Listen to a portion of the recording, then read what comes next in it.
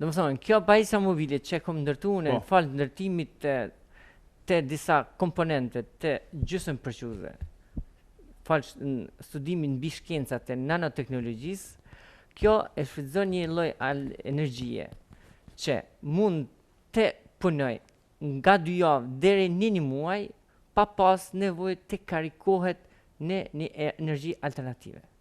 E si funksionon? Me energji solar apo... Kjo fal është i integruar një modul që punon në saj të energjisë së brendshme, që për momentin nuk mund të prezantoj në detaj.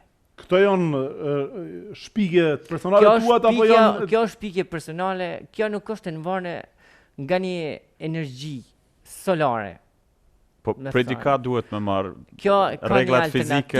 Kjo ka një alternativë 3 energjie që pretendojnë në të ardhmen që nga 2 javë në 1 muaj të rriti performancën e kësaj pajisje mobile deri në 6 muaj apo në një kohë më të gjatë. Po nga e merr energjinë kjo, nga fiziku, nga trupi, nga energjia truprore. Kjo është fal ndërtimit të modulit të integruar, shpikjes së modulit të integruar në brendësitë. Pa moduli s'është bateri, nuk është rrym. Është më shumë se bateri, është më shumë se modul të një energjie alternative. Po prej diçkajt e marr energjinë, se vetë me kriju energji, kjo quhet perpetuum mobile.